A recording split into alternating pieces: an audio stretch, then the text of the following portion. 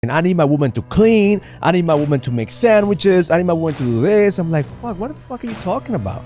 Like, if you can't make your own sandwich, you can't make your own shit. Like, do you want a woman or you want a maid? This is Vivian Velasquez. And this is Raul Velasquez. Welcome to the God, Money, and Purpose podcast.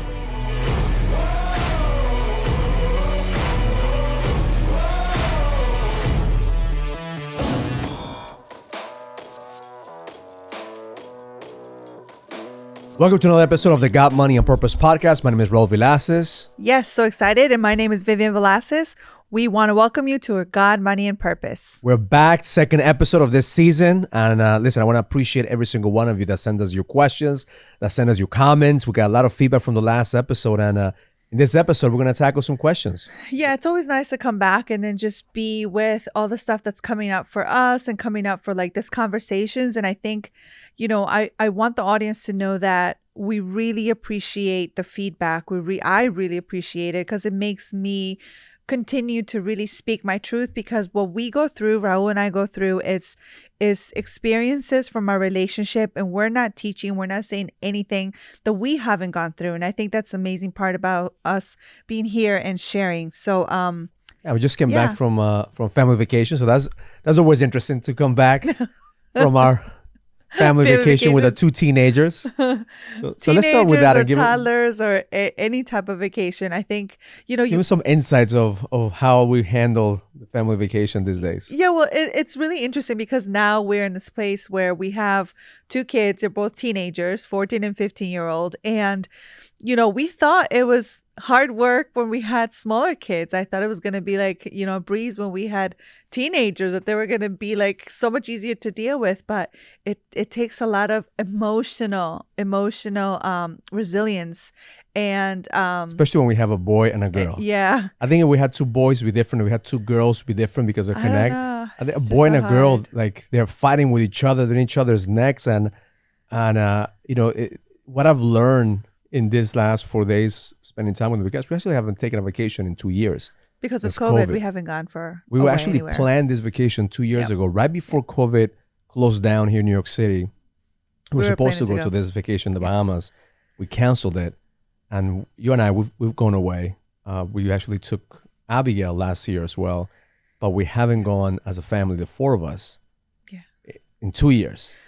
So one of the insights that I got from being on vacation is, one, like how important it is for us to spend and to have this quality time with our kids, because they outgrow, you know, where they are all the time. Like, we think like, oh, they're always going to be babies, or I know how to handle when they're teenagers. But I think if we don't invest time, whether it's in your own relationship or in your kids' relationship, when you get to this place, when you're there, you're like, wow, like how much they have changed. Yeah. That was one of the insights for me. And then another is like, I always appreciate my mom and your mom and the people around us that help us, you know, that helps us, because we would not be where we are in our relationship if we didn't have that. Because I was telling you, like, on that vacation, it's like, how do people do it when they don't take time off, when they don't take like a little break for themselves? Because if we didn't have our support system, my mom and your mom, mostly my mom, that helps us with the kids, like, we wouldn't really have the relationship that we have, because you gotta take time and invest time for yourself, for your marriage, for your relationship. I think it's just like everything else. I mean, your mom is pretty much in our payroll. Like, we pay your mom to make sure that she's there for a date night, she's there for vacation. And if we didn't have your mom, I think we didn't have the support system. We will have somebody like your mom. We would have to pay for that. We will have to make sure that they take care of the kids. And I think my mom gives us a family discount. Yes, 100%. We're so blessed to have your mom. But when I talk to other entrepreneurs, I say, well, I can't afford to have a nanny. I can't afford. Like, you cannot not afford not to have one, because that is your lifeline to your connection with your wife. Yeah. You know, if you don't have a babysitter, if you don't have a support system, then you become the support system. Yeah. And then you become drained. I think that ever since we started our business, before we had kids, we're all in our business. We're all in building our business. But at the same time, when the kids came, we had to make adjustments. We had to make sacrifices. Right. And one of those sacrifices was, okay, I need to allocate money to make sure we have a support system. Because, you know, favors could only go a long way. I could only hit up my mom, my brother, my sister, you know, to babysit, a short period of time. But if you want to have like a regular date night, if you want to have regular vacations, you have to have a support. You have to have a budget for that. And if your relationship, your husband is a priority,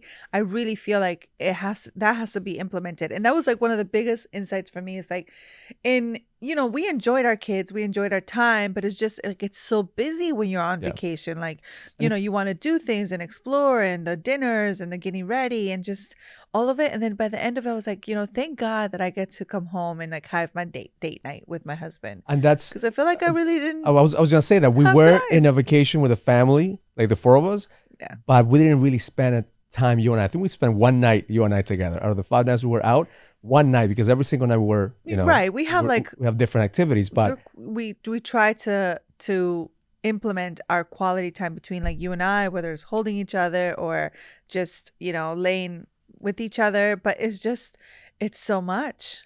So an insight that I got was also the energy of the feminine and the masculine energy. Because we stayed the first night. We actually made a mistake. We didn't book the first night for some reason. We didn't book the first night in one hotel that we're staying at, so we had to get another night in another hotel. And I told Vivian, I said, why don't you get a hotel that is less expensive than the one that we stay in, just to see the contrast, right? Oh, we definitely saw the contrast. to that hotel, because, by the way, everything was sold out. Everything, it was spring break. Yeah, everything was sold out. So even a cheap hotel was expensive. Yes. An expensive night.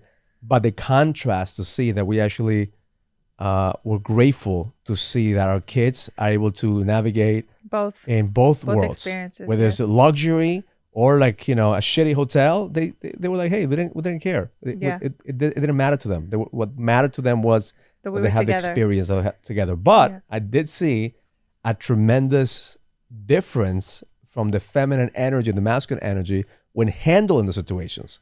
Right, the feminine energy, like my little girl and you had a different mentality when it comes to adjusting. Well, I knew I wasn't going to stay there long, so I was okay with it. But I guess it's always that humbling experience, and God always comes back to my heart. It's like, hey, everything that you have could be swept from your feet, and I know that I love all the material things. Don't get me wrong, like I'm really into like nice things, and I love the luxury and the living and all of that, but I know that could be taken away too. So God always humbles us, and I think I love that experience of having that contrast. And our kids did amazing. Like they were just totally fine, and I love to see that about them, that they're not attached to something, that the monetary value is not attached to their happiness. So my experience on that is that the feminine energy is always looking to, how do I make this better, right? How do I make this experience even better? Yeah. And the masculine is, listen, this is as good as it's gonna get. We're okay with it. like we adapted with my son. We're like, okay, is a shitty pool? Okay, we're gonna go to a shitty pool. Did you guys go in? No, we didn't go. Oh, okay. But it was like it was there, like, okay, because we're gonna stay only for one day, but like shitty pool, we're gonna go there. Yeah. And my son, what he told me is like, Dad, if we had this vacation, this hotel, I'll be okay with it, because I know the value of taking time with a family. And my little girl, what she told me is at the end, like, Dad, now I know why you worked so hard for it, because the contrast of the luxury was a lot different. Right. Because once we got to the other hotel that we're supposed to stay at, all of a sudden you became like the Kardashians, right? Like, here's my bags. Here, you take care of it. My son was laughing because he's his mom. You're like the Kardashians. You belong here. You belong here. I'm home. Yeah. Give me the suite. Give me the spa. Give me the room service. Give me the works. I am here for my vacation. And that's where, as a man, we love to provide that. And I think that the masculine energy is more proud when we actually could give you some nice things. And when we don't have the capacity to give those nice things, we feel like we are not worthy. So we work extra hard to make sure that we provide. Yeah. And I appreciate that from my son, seeing like how he started to look at how can we make the experience even better for the girls, because I know they're gonna be in a shitty hotel for one night, and we need to make sure that you guys are happy. Yeah, it was great. It was a great experience to see it, and overall, just to know that we could gift it to them, and they're able to take any little bit whether it's a little or whether it's a lot, like they just took it in, and it's just but also the value, because when we got to the other hotel, like we checked in and asked for the upgrade for the suite, because we had the two kids and we wanted to be in the same room. Yep. Then my son was like listening to the negotiations, listening to me. How do I, get the upgrade? How do I talk to the person? And she said, no, we don't have. We're booked out. We're sold out. And I said, well, check again. And I went through another approach, another approach. And my son was like, you know that is not going to take no for an answer. My little girl was more embarrassed, like, Dad, just take whatever room they have. Please stop asking. Please stop asking. You're embarrassing us. So again, the feminine energy is more like, I don't want to fight. I don't want to have the confrontation. Yeah. The masculine energy is more like, no, I'm hunting. Yeah. I want to get something done. So those are the distinctions that we got from especially from the two. I mean, you are like energies. that type of person that will never give up, and I think that's what I love that about you, that you're so persistent and doesn't and it's not that you don't care about what people think, but you really don't care what people think. Well, listen, if we don't ask, we're not going to get. Never know. If we're not pushing to get what we want, how do we know if we're going to get it or not? Like, you push so after the third question, after the third ask, they say, okay, you know what? I found something for you, Mr. Velasquez. I do have it. Here's how much it's going to be. And then when she told me how much it's going to be, then I started thinking, maybe I don't need this upgrade. Maybe I don't need this. Maybe I don't need that. You made her look for it. Now you're going to take it. So exactly. Now I look for it. Now I want it. So my son was standing by me. I said, Dad, are you sure you're going to pay that much? Mm-hmm. And I said, well, that's what we work for. Yeah. And I told him, I said, that's what Daddy works hard for. So we could actually have these experiences. And then my little girl was like, Dad, you crazy. You don't pay that much money for a room. Yeah. But then when we were at the room, we got to the it. room, she was like, oh, this is worth it. So It was worth every penny that and just we to paid. have them there with us, like not to have like two separate rooms. I think that was like, it was fun just to be really like together as we are always at home. And I think that's the money best spent in experiences. Yeah. Like, I've invested so much money in vacation and family time that those are the moments that they're going to remember. We have, Our kids will remember those magic moments. Our kids will remember the shitty hotels, the luxury hotels, experiences, the conversations. And we actually give them a chance because they were at each other's throats the first day. They were constantly picking on each other. So I gave them a challenge and I said, I want you to compliment each other at least 4 compliments a day. Mm-hmm. And I'm going to pay you for the compliments. Max 4 compliments. I was going to pay him $25. I told him $25 per compliment, max 4 compliments a day. That's $100. I'm going to pay $100 per kid, right? My son was all in. He was like, Dad, I'll take it. I'll make $100 a day. I'm good. And my little girl came to me. She said, Dad, that's a responsible parent. I can't believe you're paying your kids to be nice to each other. I said, just humor me on this and take on the challenge. And take on the challenge. If you don't want it, if you don't want the money, don't do it. I said, that's fine. We asked her to donate the money too. Like they didn't necessarily need to keep the money. They could make the money and then donate it. So do whatever you want with the money. If you don't want the money, just go donate it to a dog shelter. I said, but play along if you think you could do it. Yeah, because that was one of the biggest challenges for them. Is like we haven't been together in the same time, the same activities for so long. Like, we do our own life. Like they go to school, separate classes, separate grades, separate everything. And then to come and to be together for X amount of days for all these hours together, it's challenging. Yeah. And what I saw is that the first day they couldn't meet the challenge. Yeah. They were complimenting. Oh, and the kicker was, if you say something negative to each other, I'm deducting the points.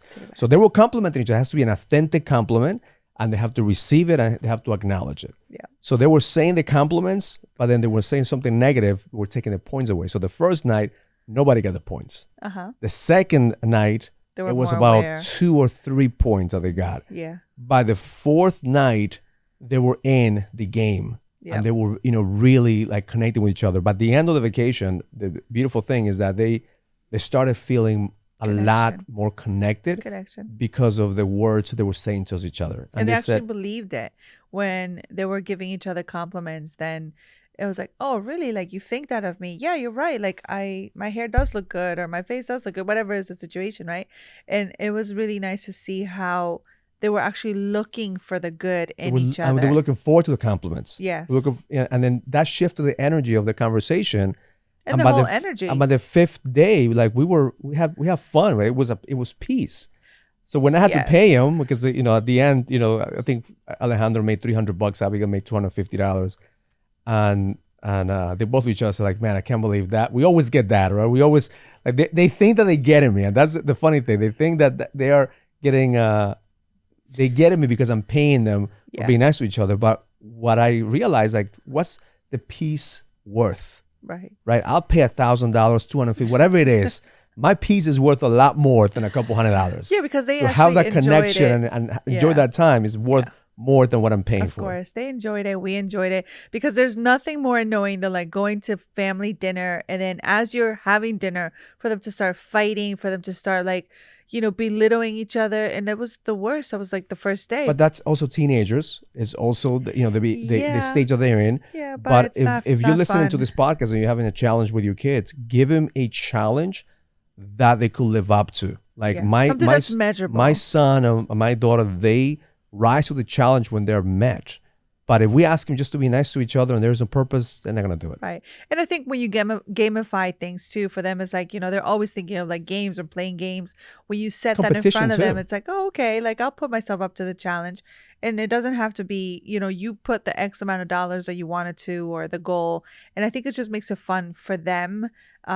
And it makes them something to look forward to and to do every single day. So our family vacation was really something beautiful, a great success. Happy that we took that time.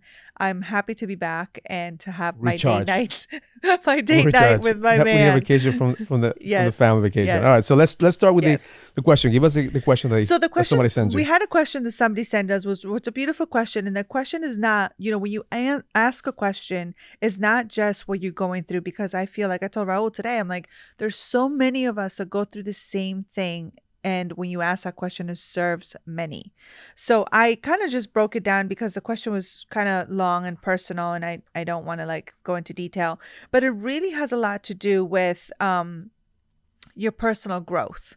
When you start to grow, and this was a woman that sent in the question, and she said that she's been doing inner work herself for like about 2 years, and she is married in a relationship that at the beginning was excused. The husband was giving her that she needed to work on herself. So she took on the challenge and she started to work on herself. And now it kind of like the tables have turned, and now maybe he's making the excuses about growth, about, whether it's time or money and energy. And then really the question kind of boils down to like, what happens when you outgrow each other? And whether he or she is not catching up. That's kind of what I heard from the story. So I want to thank you for asking that question, for the vulnerability, and for bringing that forth, because that is something that is so true to my heart and Raul's heart, because we went through that, like Raul has always been into personal growth and doing the best for himself. And there was a time in my life where, my love tank was filled from my kids. It was filled from, my family. And I didn't think that I wanted to grow. I didn't think that I needed to grow. And I would look at you and find some sort of like resentment and a little bit of anger, and just kind of thinking like, well, how dare he continues to grow and invest all this time and all this money. And then here I am, like, I don't know what to do. And that's a challenge with a lot of couples. Yes, it's a lot of couples right now that are going through this challenge. So what I want to tackle this from the point of view of a businessman or an entrepreneur married to a woman that is not growing as he's growing. So I want to do the opposite. So I want you to answer. I want you to help her, and I'll give you some insights on her. Yeah. But I want to give my insight of the opposite, because I see that from my side of the coin. Right. Like I usually, like if I get a question like that, like my first reaction to that would be like, send that guy to one of my boot camps. He is part of your program, which is great. And then the beautiful thing that she asked, she said, what actions can I take as a queen to get him back on track? Perfect. So that's a great opportunity for association. Like, men need to be around other men that are making shit happen. Yeah. Like what happens is, or what I see is like when men don't have ambition, don't have dreams, don't have a reason why to get up in the morning. They're usually surrounded by other men, and they call them, with my boys. I'm going out with my boys, and none of the boys have any dreams. None of the boys have any ambition. So what they do is they talk shit about their wives to each other. They talk shit about their work. They talk shit about, and they're only talking shit, right? So if I find myself in a situation where all I'm doing is talking shit, I'm going to get shitty results. Right. So I need to be around people who are not talking shit.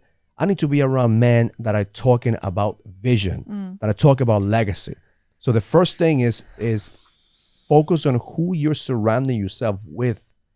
Like when I change my association, when I change my environment, that's when the game began to change. And even now, I'm still doing it. Right. I'm constantly paying coaches, paying consultants, being in masterminds, because I want to grow. I'm in a growth mode. I just recently hired a guy. I'm paying him $5,000 an hour, and he's looking at my business from in a way that he's like, hey, I need to play bigger. I need to think bigger. How many millions of more men are going to be impacted by you? So the number one is, if your man is not growing, get him around other men that are growing. That's one thing. From the other side. Let me say one thing for the women too, then, because one of the things that in my personal journey is the way that I looked at growth was something negative, right? For me, where I was at that space at that time. And maybe that's not where the question was coming from, but I want you to start thinking like how, when I shifted my thinking as something like for growth to be something positive. So if the other person is growing, in our instance, like you were growing, I resented you for growing only because I didn't understand the growth. But once I understood like, hey, this man is investing time, money, energy in his own growth, it was for something positive. It was to become a better man. So that kind of gave me the perspective of like, okay, well, how can I take that into my own life? So I think like if we shift how we see growth, that it's something positive, that it's like, okay, if you're investing in yourself, as this woman is investing in herself, her inner worth for the last 2 years, I hope that within those 2 years, the growth could actually be seen. Yeah. And one thing I was going to add to that is, growth is not comfortable. I mean, what you saw when I was growing, it was the aftermath of my growth phase. The painful nights, the painful situations, the nights that I was drinking. You were seeing that, and you were not saying, hey, here's my man drinking, he's growing, or here's my man not wanting to get up in the mornings, he's growing. No, you saw that pain. Right. But see, that's also part of the growth. Right. So what we wanted to start thinking is, okay, what is he doing? Is he like depression? Like if you get stuck in depression, and if you're not fighting to get out of depression, then you're not gonna grow. Right. But sometimes it takes us to face that pain. And as a man, he needs to face the pain. And women, sometimes what you do is you want to put a Band-Aid on the pain. You want to ease the pain. So you want to mother the guy and take away the pain, when the reality is you need to leave him, and say, hey, what the fuck are you doing? What's the situation? I know, but I think also the challenge is this, for me, at least it was, when the transformation, the growth is happening, there is no connection. And for us women, like, we're yearning for that. Like, we're made for connection. So if you have to deal with your own personal growth, with all the stuff that you're growing out of and evolving into something else. When that is happening, there is very little time for connection. So I truly do think that one of the challenges in personal growth is when you start to grow yourself, especially if you are in a relationship, that there is no connection between husband and wife or partnership. And I think maybe that was the challenge. And that was the challenge that I saw in me. So when I started to really like step back and say like, well, how do I find connection to myself? How do I find love in myself? And let my man do what he needs to do right now, because right now there's nothing I could do for him. I need to take that time and do something for me. So then I started to look for that connection in me. And then when you were ready, then I was able to ask you for it and tell you how I'm feeling, because it's like, oh, I want connection. Like, this is the reason why we're here. So, this is the reason why we're in a relationship. So maybe let me give this woman a framework that could help her out, and I'll jump in on on the guy's side. So there's three things that you want to do if you want your partner to shift. Number one is realize that you're not the mother, right? That you're not there to ease his pain, that you're not there to save him. The moment that you as a woman acknowledge that, that is not your job to save this man, that's not your job to be the mother, and you want to look at him as a man, not look at him as a broken man. So men, we're not looking for pity. Right. At our worst, if you give me pity, then that's actually another dagger, right? Right. The second is nagging. It's not gonna get you anywhere. Like nagging and saying, "Now why are you doing this? Or why don't you, do this work? Or why don't you look at this guy?" Comparison and nagging, that just makes us even do the opposite, right?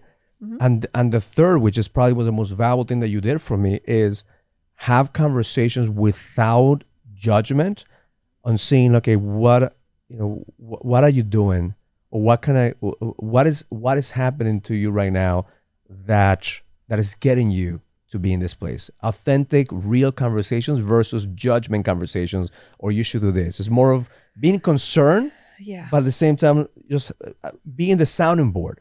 I remember a conversation you and I had, and you may not remember this, but you were just like, hey, just, like, are you okay? Like, are you, is there anything that I could do to help you to help you find a path, right? It's not like oh, let me hold your hand. Oh, the worst thing that I think that for a man, especially if he's in the tunnel, when we call the tunnel, he might be in the tunnel. I mean, he's in my program. He's definitely, going to the tunnel, and he's going to be around guys who are not going to feel bad for him. Right. Like at that place, the worst thing for a man that he's going through a tunnel is to be around people that feel pity for him. Like we don't want pity. We want somebody to hold the space, to hold the mirror and say, hey, I know you better than this. So what you did for me is you held that mirror and said, hey, I know you're better than this, bro. I know that you're going to figure this out, and it's just a matter of time. So you release the pressure, not put more pressure into me. Yeah, because we put enough pressure ourselves. We all put pressure. Yeah. And then the moment that we think that by putting pressure, that person is going to grow, or by beating that person down, the person is going to grow. It's not going to happen. I see this multiple times. A woman beat down the man and demasculate the guy. You want to have his balls, and then you wonder, why doesn't my man make decisions? Well, you have the fucking balls. Right. If you took away his balls, how can you want your man to make decisions? Now, the guy may not have the strength to get his balls back, but guess what happens? Then he goes to something like my program. He gets his balls back, and all of a sudden now there's a conflict. There's a conflict because now all of a sudden you don't want him to have his balls. Now you go the opposite way. And that's exactly the pattern. Now the other side, where the man is growing, I got my balls back, I'm growing, I have the edge, and my business is going fine, I'm getting fitter, I'm looking better, and all of a sudden the women, they realize that they don't want a man that's a king. They want a boy that they will control. And they want a boy that they could tell what to do. And the moment that the man says, no, I'm a king, I'm here to take care of you, when we begin to sabotage a relationship and begin to go the opposite way, that's the biggest problem that I see with high achievers men, that they have a problem with the women not growing, because all of a sudden the women realize that they have a king, they have a lion at home, and they don't know how to fucking tame that lion. So they think can't be tamed. They think that they want to have a man they can control instead of being themselves and saying, okay, now I need to figure out my own path. I need to grow. I need to expand. So how do I do this? The same thing with men. Women, get around other women that have a vision. Get around women who don't want to complain about their husbands. Get around women that have a desire, to be queens. Association is the key to changing your current reality. And I would just add to that, I would just say, like, okay, if you want to make changes, if you want to find some sort of like solution from where you are in this place of like, the one is growing, the other one's growing, one is stuck. I really do think that what worked for us, what helped me, was when I shared, like, what is the big vision, right? Like we all have something that we're working towards, especially like when this stuff starts to happen, when you are evolving, when you are in this transformation, like, where you're going. So I would say, like, what we did is share our vision, our big vision, and the smaller vision, because a lot of the times we get scared of like, okay, like I would get scared of you big vision of like all these things that you had already planned. I would have to like step back and say like, what is the smaller vision? And I hope that makes sense, because it's super important for people that are internal instead of external. Like know your audience. Share your vision. Know your audience. I think that for the longest, I wanted you to be just like me. Like for the longest, I thought like, man, if Vivian could just be like me, and we'll have an empire, we'll be like the best team. But here's what happened. I realized that the more I made you like me, the less connection we will have. Because we can't complement each other. We begin to compete. Yeah. And that's what I think that... and I honestly, like I even tried, like I really tried to be that, to be at the same speed, to maybe like think as fast and talk as fast and do as much. But that's not me. And I think the more that you really take care of yourself, the more that you know, it's just being giving yourself the permission to be who you are as a complete person. And then don't put that pressure onto that person, because I think that's, what I tell my guys, listen, if you're a fucking king, if you're a fucking lion, you're not married to your equal in the same energy. You're married to the polarity. And that's what attracts you. Who's going to be almost the complete opposite of you. Of course. Because that's going to ground you. That's gonna, keep you down to earth. That's actually gonna bring polarity and passion. We forget about that, like what brought us together. And I think that's, maybe my second point would be like, feed the relationship, feed yourself. Like I know that you have a program that's called Feed the King, and I think that's so beautiful, because when I tell my queens, I tell them like, feed yourself first. And I know that it sounds so selfish, but the more that you take care of yourself, then the relationship could come together, because you're coming from a place of authenticity that feels so true and so real to you, that it's like two people that truly love and care for each other as human beings. The most attractive character, I think, for a man or for a woman is owning themselves. Confidence is not even just confidence, it's owning who they are. It's just giving themselves fully permission, like this is who the fuck I am, whether you like me or not. I'm good because I love myself. I like myself, and that's the energy that I'm bringing in. And that's difficult, because we're always, as women, like we're trying to validate who we are in the eyes of our husbands. It's like it's something that I hear all the time, something that I did all the time. Like I wanted to just be who you wanted me to be. And when we live in that, whether it's through social media, through our family, through our husbands, like we forget who we are, because we don't take the time to really, like, who are we? And the one thing, for example, what I love about you is that you don't let me pressure you to be at my speed. Well, like, you have pressured me. Especially, even with this podcast, right? We're doing this podcast. Like I said, I want to do this, I want to do that. You're like, no, like this is what I want to do. This is my speed. This is my, we influence each other, but I just love seeing you being you. And that gives me more joy to know that, you being Vivian, and you don't need me to do all these things. Right. You want me to be with you. Same thing. I don't need you. I want you. I think that if you get to a place in a relationship that you don't need your husband, you want him. You don't need your wife. You want her. It's a way. And that desire is different, because I'm not waiting for you to do certain things for me to be good. Yeah. I was hearing a podcast. I think we're gonna review this podcast, but we're gonna do it probably the next podcast that we have a review, a video from this guy saying, I need my woman to clean, I need my woman to make sandwiches, I need my woman to do this. I'm like, fuck, what the fuck are you talking about? Like, if you can't make your own sandwich, you can't make your own shit, like, do you want a woman or you want a maid? Yeah. Like you and I have conversations all the time. It's like, we gotta keep things simple. There's so many things that I would love for you to do. Me too. And you don't do it, but I don't need, but it's not conditional. Like, it's not you don't do this, Vivian. I know. I'm gonna find me a woman who does this. Like, fuck, we're not little kids. As with any partnership, like when you are in a partnership, whether think of it like in a business perspective, you're in a partnership. You have clear things that what you're going to do, what you're not. But there are times where you have to adjust. There are times where you have to compromise. And I think that's the part of even going back to the question of like you are evolving faster than another person. Like everybody's timing is different. And I would just end with that as like, your timing is so different than the other person's timing. And I think that once you do the inner work, if you truly say that you're doing the inner work, you will actually have that empathy and love and appreciation for the other person wherever they are. You know, like Raul and I stand for love and for marriages, and like mostly like just truth, like what is your truth. And I think once you are really in that, like if you're really doing the inner work, that you could honestly say like, I honor who you are no matter what. That is the inner work. And that's where you get to the point that there is no judgment. It'll be nice if your queen does certain things. It'll be nice if they do it. Something. But there is no attachment. Like I'm okay. And we could have those conversations where it's like, hey babe, if you could do this for me, it'd be great. And then you are in a place where you said, you know what? I didn't realize that I wasn't doing it. I'm going to do it. So there is no negative energy. It's more contribution and awareness to the relationship.